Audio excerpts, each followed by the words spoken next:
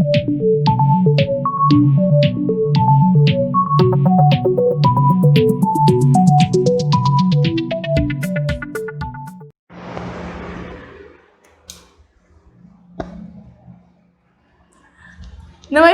दोस्तों, स्वागत है आप सभी का study.com पर। मैं ज्योति शर्मा और मेरे साथ आप सभी दोस्त पढ़ रहे हैं जो पटवार के लिए हम पढ़ रहे हैं क्या, पर्यावरण एवं पारिस्थितिकी। तो पर्यावरण एवं पारिस्थितिकी का जो अगला चरण है हमारा, उस अगले चरण में हम पढ़ने वाले हैं कि पर्यावरण संरक्षण के लिए या फिर पारिस्थितिकी के संरक्षण के लिए क्या हमने कोई सम्मेलन आयोजित कराए हैं, क्या हमने कोई संस्थाएं बना रखी है। तो बिल्कुल हमने विश्व स्तर पर कुछ संस्थाएं बना रखी है, कुछ हमने सम्मेलन भी आयोजित कराए, कुछ मीटिंग्स इनकी हर साल आयोजित होती है, कुछ 3-4 साल के अंतराल में आयोजित होती है। ठीक है, उसी कड़ी में हम पढ़ते हैं पर्यावरणीय संस्थाएं, एनवायरमेंटल ऑर्गेनाइजेशंस आप इन्हें कहते हैं। और ये पर्यावरणीय संस्थाओं से संबंधित प्रश्न आपके एग्जाम में नॉर्मली पूछ लिया जाता है कि इस संस्था का मुख्यालय क्या है, इस संस्था का मुख्य उद्देश्य क्या है, ये संस्था कौन सा पुरस्कार करती है, ये संस्था कौन सा बुक प्रकाशित करती है। ऐसे ही कुछ प्रश्न आपसे पूछ लिए जाते हैं। तो उसी श्रृंखला में देखिए कौन कौन सी संस्थाएं पढ़ने वाले हैं, उसका नाम एक बार मैं आपको बता देती हूँ। सबसे पहले पढ़ने वाले हैं अपना IUCN। कौन सी पढ़ने वाले हैं? IUCN पढ़ने वाले हैं। उसके बाद में हम पढ़ेंगे WWF, उसके बाद में हम पढ़ेंगे UNEP, फिर पढ़ेंगे IPCC, फिर पढ़ेंगे हम UNFCCC। ठीक है, ये पढ़ने के बाद में एक साउथ एशिया की पढ़ेंगे हम SWAN। और जो छोटी छोटी आपकी प्राइवेट NGOs के तौर पर काम करने वाली लेकिन बहुत ही प्रचलित कुछ संस्थाएं हैं, उनका स्थापना वर्ष देखेंगे और उनकी क्या पढ़ने वाले हम कि वो कहाँ पर उनका मुख्यालय। ठीक है, तो स्टार्ट करते हैं हम IUCN से। पहली संस्था का नाम क्या है हमारी? IUCN। अब देखिएगा, मैं सबसे पहले आपको संस्था की फुल फॉर्म बताऊंगी, उसके बाद में इसकी स्थापना कब हुई वो बात करेंगे, इसका मुख्य उद्देश्य क्या है वो बात करेंगे। तो देखिएगा, IUCN की जो स्थापना थी वो स्थापना हुई थी इसकी 1948 में। कब हुई थी? 1948 में, जब आपका भारत देश आज़ाद ही हुआ था। 1947 15 अगस्त को आपका जब भारत आज़ाद हुआ, हिंदुस्तान हमारा आज़ाद हुआ, उस टाइम पर ही पर्यावरण संरक्षण की जो चुनौती है, पर्यावरण का संरक्षित करने की जो चुनौती है वो सामने आ चुकी थी। और ये संस्था IUCN, नाम क्या है इसका पूरा नाम? इंटरनेशनल, मैं लिख रही हूँ यहाँ पर, international union for conservation of nature. ठीक है, ये इसकी पूरा नाम है। इससे I लिया है इन्होंने, इससे U लिया है, इससे C लिया है और इससे N लिया है। तो ये IUCN बन गई है। और जब भारत आपका आज़ाद होता है उसके थोड़े दिनों बाद में ही संस्था की स्थापना हो जाती है 1948 में। 1948 में संस्था की स्थापना आप कर देते हो। उद्देश्य क्या है इसका? इसका मुख्य उद्देश्य, पहली संस्था है आपकी #फर्स्ट। इस संस्था का उद्देश्य जो है, उद्देश्य क्या है इस संस्था का? उद्देश्य है कि पर्यावरण संरक्षण हेतु, पहला तो क्या है? पर्यावरण संरक्षण करना है। और पर्यावरण संरक्षण हेतु जागरूकता लाना। क्या करना है? पर्यावरण संरक्षण हेतु क्या लाना है? जागरूकता लाना है। इसका मुख्य उद्देश्य है पर्यावरण संरक्षण हेतु जागरूकता लाना। इसका जो मुख्यालय है, इसका मुख्यालय कहाँ है आपके? इसका मुख्यालय आपके स्विट्जरलैंड में है। कहाँ है? स्विट्जरलैंड को ऐसे नहीं लिखते हैं, थोड़ा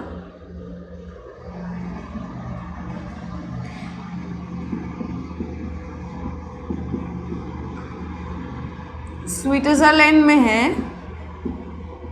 स्विट्जरलैंड में भी एक शहर है, नाम क्या है उसका? ग्लांड। क्या नाम है शहर का? ग्लांड नामक शहर में ये स्थापित है। अब देखिएगा, ये जो आपकी IUCN है संस्था है, इस IUCN संस्था में 200 से अधिक सरकारी संस्थान काम करते हैं और 1000+ NGO, नॉन गवर्नमेंटल ऑर्गेनाइजेशन, गैर सरकारी संस्थाएं इसके अंतर्गत कार्य करती है। ये क्लियर हो गया है आपका। IUCN की स्थापना कब हुई? 1948 में। पूरा नाम international union for conservation of nature. उद्देश्य पर्यावरण संरक्षण हेतु जागरूकता लाना। मुख्यालय का है ग्लांड, स्विट्जरलैंड में है। इसमें 200 से ज़्यादा सरकारी और 1000 से ज़्यादा NGOs काम करते हैं। अब देखिए इंपॉर्टेंट बात क्या है, इंपॉर्टेंट बात ये है कि ये IUCN जो है आपकी, IUCN जो संस्था है ये आपका पर्यावरण संरक्षण हेतु या जैव विविधता के संरक्षण हेतु क्या करती है, रेड डेटा बुक का प्रकाशन करती है। किसका? रेड डेटा बुक का प्रकाशन करती है, लाल आंकड़ा बुक का प्रकाशन करती है। पिछले वीडियोस में इसकी बात हो चुकी है कि ये रेड डेटा बुक क्या है। इसमें संकटग्रस्त प्रजातियों को लाल पृष्ठ पर अंकित किया जाता है। ये बात भी हमारी हो गई थी, बिल्कुल हो गई थी ना, क्लियर है यहाँ पर। तो ये IUCN रेड डेटा बुक का प्रकाशन करती है और यहाँ पर देखिएगा इस IUCN को आपका जो संयुक्त राष्ट्र संघ है, UN जिसे आप कहते हैं, यूनाइटेड नेशंस जिसे आप कहते हैं, उस संयुक्त राष्ट्र संघ के पर्यवेक्षक का दर्जा हासिल है, पर्यवेक्षक का दर्जा हासिल है। अब ये पर्यवेक्षक क्या होता है, तो यहाँ पर देखिएगा ये जो पर्यवेक्षक है, इस पर्यवेक्षक का मतलब क्या है, तो इसका मतलब ये है कि ये संयुक्त राष्ट्र की मीटिंग में तो भाग ले सकता है, मीटिंग में भाग ले सकता है, मीटिंग में अपना पक्ष रख सकता है, बोल सकता है, लेकिन वोटिंग नहीं कर सकता है। मतलब संयुक्त राष्ट्र की मीटिंग्स में क्या नहीं कर सकता है, वोटिंग नहीं कर सकता है। उसे आप क्या बोलते हो, पर्यवेक्षक बोलते हो, ठीक है। तो ये संयुक्त राष्ट्र के पर्यवेक्षक का दर्जा किसे हासिल है, IUCN को है, एकमात्र पर्यावरण संस्था है जिसे संयुक्त राष्ट्र के पर्यवेक्षक का दर्जा हासिल है। क्लियर है ये बात? इसका फटाफट से स्क्रीनशॉट ले लीजिए। दूसरा अपन स्टार्ट करते हैं। दूसरी संस्था के बारे में पढ़ते हैं। ठीक है, अब देखिएगा दूसरी संस्था है आपकी, ये हो गई आपकी IUCN, international union for conservation of nature, पर्यावरण संरक्षण के लिए अंतर्राष्ट्रीय संघ। ठीक है, दूसरी संस्था है ऐसी ही एक, उस संस्था का नाम क्या है, ऑर्गेनाइजेशन है। उस ऑर्गेनाइजेशन का नाम है आपके, नंबर 2 संस्था है, उस संस्था का नाम क्या है, WWF। फुल फॉर्म ये WWE जैसी नहीं है, इसकी फुल फॉर्म क्या है, वर्ल्ड वाइल्ड लाइफ फंड। क्या नाम है, वर्ल्ड वाइल्ड लाइफ फंड नाम है। स्थापना इसकी होती है 1961 में। कब होती है, 1961 में। कब होती है इसकी स्थापना, इसकी स्थापना होती है 1961 में होती है। और देखिएगा इसका जो मुख्यालय है, इसका जो मुख्यालय है वो है आपके मॉर्जेस। ये कहाँ है मॉर्जेस, स्विट्जरलैंड में। पहली संस्था देखी थी IUCN, उसका मुख्यालय भी कहाँ था, यूरोप में, स्विट्जरलैंड में ही था। इसका मुख्यालय भी स्विट्जरलैंड में, उसका ग्लैंड में था। इसका कहाँ है, मॉर्जेस में है। ठीक है, अब देखिए काम क्या करती है, तो ये पर्यावरण संरक्षण हेतु, पर्यावरण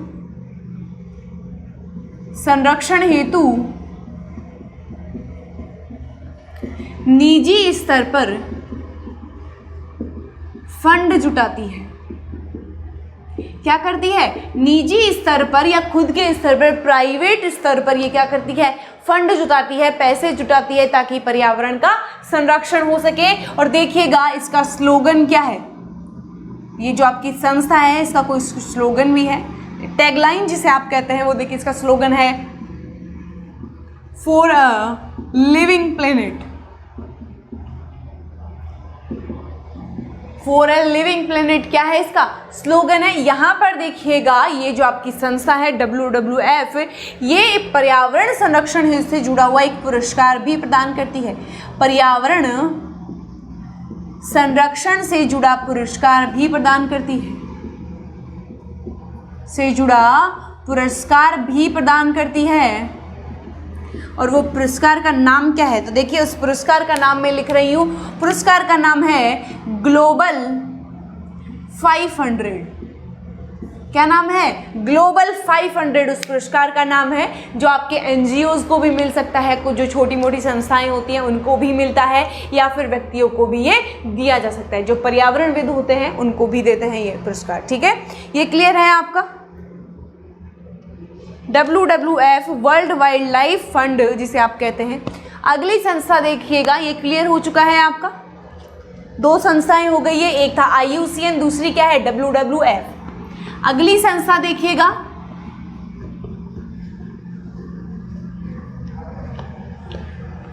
नंबर 3 पर जो संस्था हम पढ़ेंगे उसका नाम क्या है, UNEP। क्या नाम है उसका, UNEP नाम है, उसकी भी फुल फॉर्म हम देखेंगे और देखिएगा UNEP की फुल फॉर्म क्या है।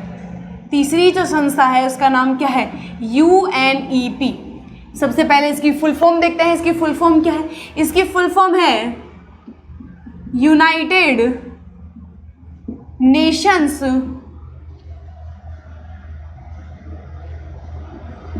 एनवायरमेंट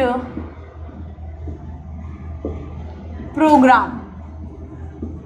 देखिए अभी तक जितनी भी संस्थाएं आपकी स्थापित हुई है, वो चाहे IUCN हो चाहे WWF हो, वो यूनाइटेड नेशंस ने अपने अंडर नहीं ली है। जो आपका संयुक्त राष्ट्र है उसके अंतर्गत स्थापित नहीं हुई है। पहली जो संस्था अपनी यारी IUCN थी, वो IUCN भी आपके पर्यावरण संरक्षण के लिए स्थापित पहली संस्था थी। 1948 में उसकी स्थापना हुई थी, लेकिन वो संयुक्त राष्ट्र संघ के अंतर्गत नहीं स्थापित हुई थी। तो संयुक्त राष्ट्र संघ ने अपने अंतर्गत एक संस्था स्थापित करी, नाम क्या रखा उसका, UNEP रखा है, यूनाइटेड नेशंस एनवायरमेंट प्रोग्राम उसका नाम रखा है। अब देखिएगा ये जो संस्था है, इस संस्था की स्थापना आपकी होती है 1972 में। कब, 1972 में एक सम्मेलन होता है, आपका नाम होता है इसका स्टॉकहोम सम्मेलन, और उस स्टॉकहोम सम्मेलन के दौरान इसकी स्थापना होती है। तो यहाँ मैं लिख देती हूँ, स्टॉकहोम सम्मेलन के दौरान। स्टॉकहोम एक आपका जगह का नाम है। जब सम्मेलन पढ़ेंगे तो इस सम्मेलन को बहुत अच्छे से पढ़ेंगे, ठीक है। तो यहाँ पर देखिएगा, अगला देखिएगा, इसकी स्थापना हो गई, इसका मुख्यालय कहाँ है, तो इसका मुख्यालय है आपके नैरोबी केन्या में। कहाँ है इसका मुख्यालय, मुख्यालय है कहाँ, नैरोबी केन्या में इसका मुख्यालय है। क्लियर है ये बात। अब देखिएगा UNEP United Nations Environment Programme, मुख्यालय नैरोबी केन्या में। 1972 में स्टॉकहोम सम्मेलन के दौरान इसका गठन किया गया। अब देखिएगा ये जो संस्था है, ये संस्था क्या करती है, पर्यावरण संरक्षण हेतु, किस हेतु, पर्यावरण संरक्षण हेतु UN की एजेंसी के रूप में कार्य करती है।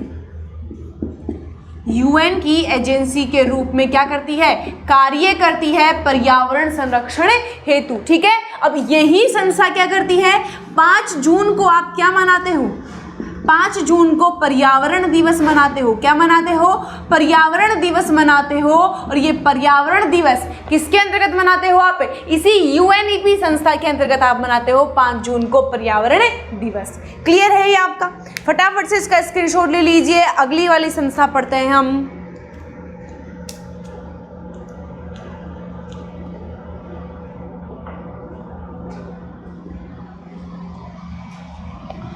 अगली वाली संस्था का नाम क्या है हमारी, IPCC, inter governmental panel for climate change.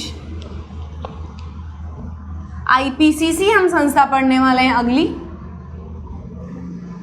Number 4 पर संस्था है हमारी, नंबर 4 पर जो संस्था है उसका नाम क्या है, IPCC, ठीक है। इसे क्या बोलेंगे आप, इंटर गवर्नमेंटल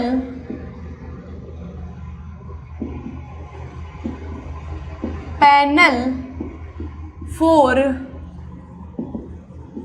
क्लाइमेट चेंज, ठीक है। क्लाइमेट चेंज पर अंतर सरकारी पैनल इसका नाम है। और देखिए इसकी स्थापना कब हुई है, तो इस संस्था की स्थापना आपने करी है 1988 में। कब करी है, 1988 में इस संस्था की स्थापना करी है। और इस संस्था की स्थापना किसके द्वारा करी गई है, तो एक संगठन है आपका विश्व मौसम विज्ञान संगठन। क्या नाम है उसका, विश्व मौसम विज्ञान संगठन, उस मौसम का नाम है। और यहाँ पर देखिए IPCC की स्थापना किसने करी है, विश्व मौसम विज्ञान संगठन के साथ में। इससे पहले जो हमने संस्था पढ़ी थी, नाम क्या था उसका, UNEP संस्था नाम था। तो विश्व मौसम विज्ञान संगठन एवं UNEP के द्वारा इसकी स्थापना करी गई। अब देखिएगा इसका मुख्यालय कहाँ है, तो इसका मुख्यालय है आपके जेनेवा स्विट्जरलैंड में। फिर से स्विट्जरलैंड आ गया है, शहर याद रख लेना, कौन सा शहर है, शहर के नाम सब में लिखा रही हूँ। जेनेवा स्विट्जरलैंड में इस संस्था की स्थापना करी है आपने, ठीक है। अब यहाँ पर देखिएगा इस संस्था का कार्य क्या है, मुख्य उद्देश्य क्या है, तो वो देखिएगा नाम से आप देख सकते हैं नाम में क्या लिखा है। भाई नाम में ही जो काम है वो छुपा होता है। नाम अगर आपका जो काम है वो आपका काम आपके नाम को इंगित करता है तो आप सबसे बड़े व्यक्ति होते हैं, यही कहा जाता है। जैसे हम देखते हैं कि चाणक्य अगर किसी का नाम रख दिया जाए इस युग में, तो मतलब 2021 में या 2020 में यदि आप किसी बच्चे का नाम चाणक्य रख रहे हो, कौटिल्य रख रहे हो, तो उससे क्या समझा जाता है कि ये बच्चा वास्तव में चतुर है, इसे राजनीति का और प्रशासन का बहुत अच्छा गहरा ज्ञान है, यही समझा जाता है ना। तो बिल्कुल उसी प्रकार से इसका नाम पढ़िए क्या है, inter governmental panel for climate change. क्या नाम रखा है, क्लाइमेट चेंज, जलवायु परिवर्तन पर। तो उद्देश्य क्या होगा इसका, उद्देश्य ये होगा कि जलवायु परिवर्तन के जो संभावित खतरे हैं, किसके, जलवायु परिवर्तन के जो आपके संभावित खतरे हैं, उन जलवायु परिवर्तन के संभावित खतरों से अवगत कराना। विश्व समुदाय को किससे अवगत कराना, जलवायु परिवर्तन से संभावित खतरे हैं आपके, उनसे अवगत कराना है, ठीक है। और देखिए इस आईपीसीसी की अब तक कुल 6 रिपोर्ट आ चुकी है। कितनी रिपोर्ट आ चुकी है, टोटल 6 रिपोर्ट आ चुकी है। पहले ही इसका स्क्रीनशॉट ले लीजिए एक बार, आप अलग पेन से लिख देते हैं इन 6 रिपोर्टों को आपके।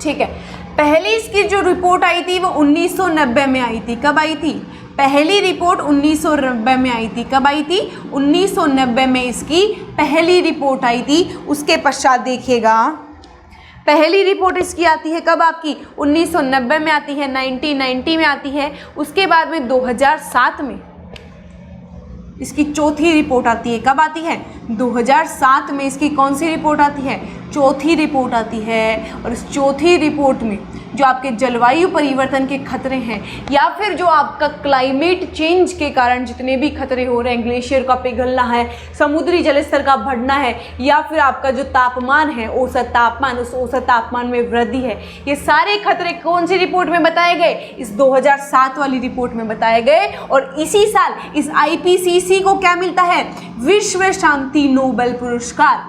क्या मिलता है, विश्व शांति का नोबेल पुरस्कार मिलता है। क्यों मिलता है वो आप ही समझ रहे होंगे, इसलिए मिलता है क्योंकि इसने ग्लोबल वार्मिंग के जो खतरे हैं उनसे विश्व को अवगत कराया है, बताया है, ठीक है। इसकी 5वीं रिपोर्ट आती है आपके 2014 में। इसकी 6ठी रिपोर्ट आती है। जो 5वीं रिपोर्ट आती है इसमें कितना सेंटीग्रेड बढ़ जाएगा आपका तापमान 2000 मतलब इस 20वीं सदी के अंत तक, 21वीं सदी के स्टार्टिंग तक, वो सब कुछ बताया गया। और भी जो बातें थी इसमें कि ग्लेशियर किस दर से पिघल रहे हैं, आपका जो समुद्री जल स्तर है वो कितनी सेंटीमीटर के, लगभग 82 सेंटीमीटर बढ़ जाएगा अगर इसी दर से बहते रहे वो, ठीक है। इसकी जो 6ठी रिपोर्ट है वो 6ठी रिपोर्ट आती है 24 सितंबर 2019 को। कब आती है इसकी 6ठी रिपोर्ट, इसकी 6ठी रिपोर्ट आती है 24 सितंबर 2019 को। और उस रिपोर्ट का क्या मेन सब्जेक्ट क्या था, ओशियन एंड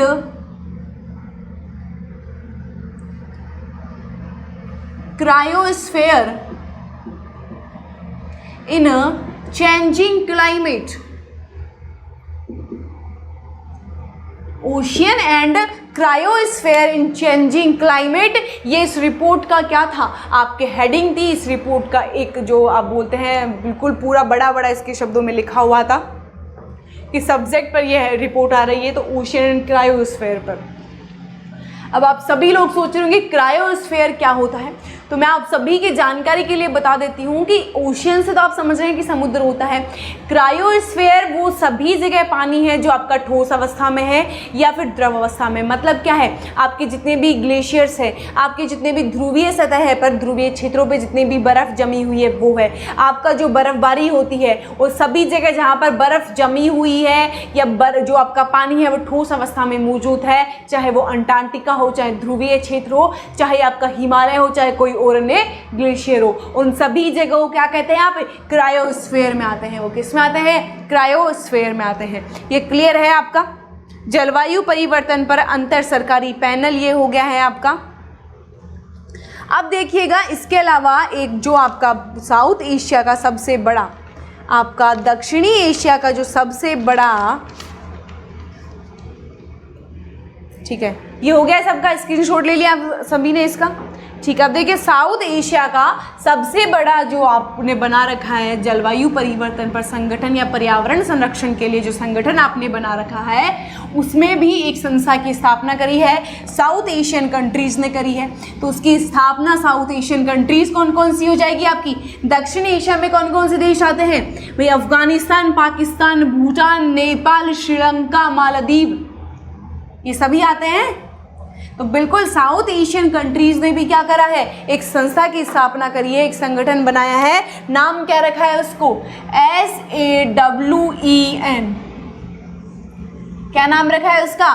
SAWEN। अगला जो भी आपका नंबर है, ये संस्था है आपकी SAWEN। और देखिएगा इसका फुल फॉर्म क्या है कि south Asia wild life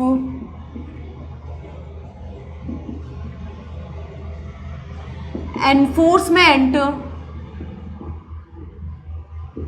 network, इसकी फुल फॉर्म है ये south Asia wild life enforcement network, इसकी फुल फॉर्म है। इसमें आपके एशियाई देश है जो सदस्य देश है। इसका सबसे पहले आप देखिएगा स्थापना कब हुई है, तो इसकी स्थापना आपने करी है जनवरी 2011 में। अभी का है बिल्कुल जनवरी 2011 में क्या करी आपने? इसकी स्थापना करी है। इसका मुख्यालय आपने रखा है काठमांडू, नेपाल में।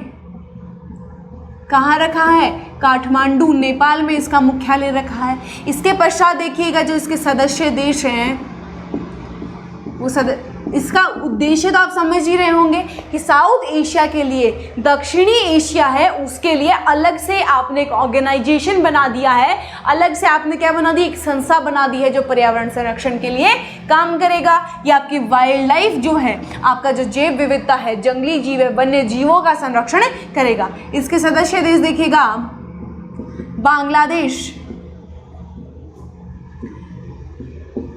भूटान, नेपाल, पाकिस्तान, अफगानिस्तान,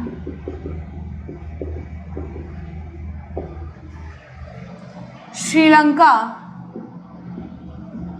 मालदीव, ये सारे इसके सदस्य राष्ट्र हैं। ठीक है, इसका कर लीजिए फटाफट से। अब देखिएगा इसका पहला सम्मेलन जो होता है, इसका पहला सम्मेलन कहाँ होता है वो देखिएगा। इसका पहला सम्मेलन मैं यहाँ पर लिख देती हूँ अलग पेन से। पहला सम्मेलन इसका होता है आपका भूटान में। कहाँ होता है? भूटान में होता है और 2011 में इसका पहला सम्मेलन होता है। तो ये कुछ आपके विश्व स्तर पर या फिर छोटी छोटी जितनी भी आपकी संस्थाएं हैं जो आपके काम में आती है वो मैंने आपको बता दी है। अब देखिएगा इन सारी पर्यावरण संस्थाओं के बाद में कुछ जो आपकी छोटी छोटी पर्यावरण संस्थाएं हैं वो पढ़ेंगे हम। तो पहले इसका स्क्रीनशॉट ले लीजिए आप सभी फटाफट से। तो देखिए दोस्तों, वो थी आपकी पूरे विश्व स्तर पर कुछ जो पर्यावरणीय संस्थाएं थी मुख्य वो थी। अब बोर्ड पर आप सभी के सामने हैं कुछ पर्यावरणीय संस्थाएं जो भारत में हैं, जो भारत की या तो सरकारी पर्यावरणीय संस्थाएं हैं या फिर निजी स्तर पर वो स्थापित करी गई है। तो उनमें सबसे पहला नंबर आता है भारतीय प्राणी विज्ञान सर्वेक्षण। क्या नाम है? भारतीय प्राणी विज्ञान सर्वेक्षण। ये कहाँ है? कोलकाता में है। यहाँ से बिल्कुल सीधा वन लाइनर प्रश्न आपसे पूछ सकते हैं। ये जो लास्ट में मैंने लिखा है इस पर तो बिल्कुल ही पूछ सकते हैं, सबसे ज़्यादा चांसेस है। तो देखिएगा पहला है भारतीय प्राणी विज्ञान सर्वेक्षण, कोलकाता में है। नंबर 2 पर है पारिस्थितिकी विज्ञान केंद्र। कहाँ है आपका? बेंगलुरु में है। नंबर 3 है आपका कि भारतीय वन प्रबंधन संस्थान। कहाँ है? भोपाल में है। चौथा है कि हिमालयी पर्यावरण एवं विकास का गोविंद वल्लभ पंत संस्थान। नाम क्या रख दिया है उसका? गोविंद वल्लभ पंत संस्थान, लेकिन वो हिमालयी पर्यावरणीय विकास का है। वो कहाँ है आपका? अल्मोड़ा में है। देखिए कोलकाता आपके वेस्ट बंगाल में है, बेंगलुरु जो है आपके वो कर्नाटक में है। भोपाल आपका मध्य प्रदेश में है, अल्मोड़ा आपका उत्तराखंड में है, भारत का यूके उत्तराखंड में है। उसके बाद में भारतीय वन सर्वेक्षण संस्थान आपका कहाँ है, देहरादून में है। कहाँ है, देहरादून में है। भारतीय वन्य जीव अनुसंधान संस्थान भी कहाँ है आपका, देहरादून में है। यहाँ पर यदि आपसे पूछे कि भारतीय वन्य जीव संस्थान अनुसंधान ना पूछकर यदि वो भारतीय वन्य जीव संस्थान पूछे तो वो भी कहाँ है, देहरादून में है। और भारतीय वन सर्वेक्षण की जो कॉलेज है, भारतीय forest college, Indian forest college, वो कहाँ है, फॉरेस्ट कॉलेज भी कहाँ है आपकी, देहरादून में है। अब देखिएगा ये इंपॉर्टेंट है, स्टार वाला प्रश्न है, इसको ढंग से याद कर लेना कि सलीम अली पक्षी विहार या विज्ञान तथा प्राकृतिक इतिहास केंद्र कहाँ है, तो वो है आपका कोयम्बटूर में। कहाँ है, कोयम्बटूर में है। यहाँ पर एक ध्यान देने वाली बात यह है कि जो सलीम अली है वो कौन थे, सलीम अली आपके बहुत बड़े प्राणी जो पक्षी है, पक्षी विशेषज्ञ थे। क्या थे, पक्षी विशेषज्ञ थे। कौन आपके, सलीम अली, ये आपके बहुत बड़े पक्षी विशेषज्ञ थे। इसके लिए ये इनके नाम से ही एक पक्षी विज्ञान और प्राकृतिक इतिहास केंद्र कोयम्बटूर में स्थापित किया गया। ठीक है, इसके अलावा और भी कुछ संस्थाएं हैं जो आपकी विश्व स्तर पर प्रचलित है, वो लिखाएंगे। इनका एक बार स्क्रीनशॉट ले लीजिए। भारत की कुछ छोटी छोटी संस्थाएं हैं। अब एक बार विश्व स्तर की कुछ छोटी छोटी संस्थाएं और देख लेते हैं। क्लियर है, मिटा दें इसको। ठीक है, अब देखिएगा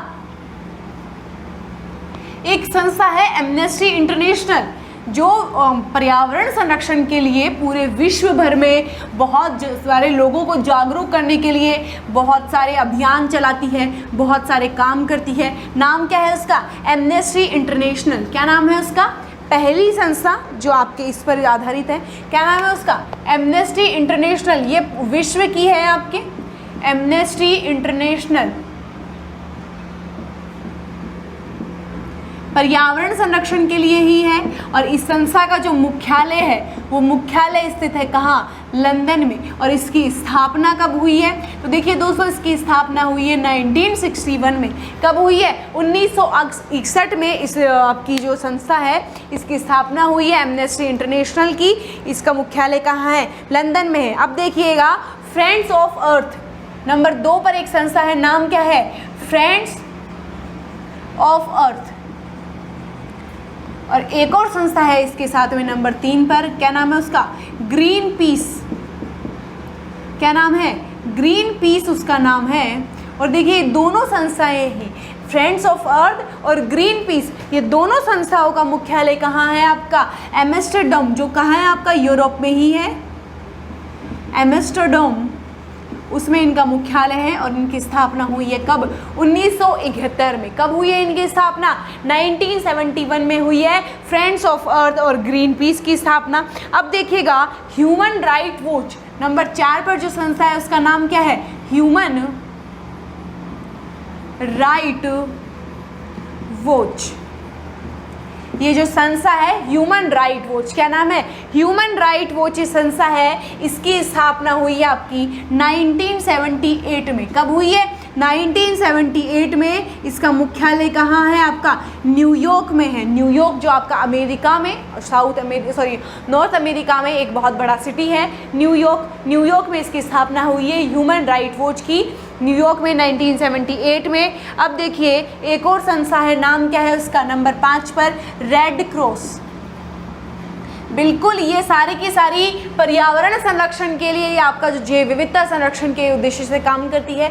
इसका मुख्यालय कहाँ है आपका, जेनेवा स्विट्जरलैंड में इसका मुख्यालय है। इसकी स्थापना हुई है 1964 में। कब हुई है, 1964 में इस संस्था की स्थापना हुई है। तो ये कुछ और संस्थाएं हैं जो आपके पर्यावरण के लिए, जैव विविधता के संरक्षण के लिए काम करती है। एमनेस्टी इंटरनेशनल लंदन में इसका मुख्यालय है, 1961 में इसकी स्थापना हुई है। उसके बाद में है फ्रेंड्स ऑफ अर्थ या ग्रीन पीस, एम्स्टर्डम में इसका मुख्यालय, 1971 में इसकी स्थापना हुई है। उसके बाद में देखिएगा ह्यूमन राइट वॉच, न्यूयॉर्क में इसकी स्थापना हुई है और इसका मुख्यालय न्यूयॉर्क में है। इसकी स्थापना हुई आपके 1978 में। आखिरी संस्था है रेड क्रॉस सोसाइटी, जिसे आप कहते हैं रेड क्रॉस संस्था जिसे आप कहते हैं। और ये रेड क्रॉस संस्था की जो मुख्यालय वो कहाँ है, जेनेवा में है। और इसकी स्थापना कब हुई थी, 1964 में। ठीक है, इन सभी का एक बार स्क्रीनशॉट ले लीजिए आप सभी लोग।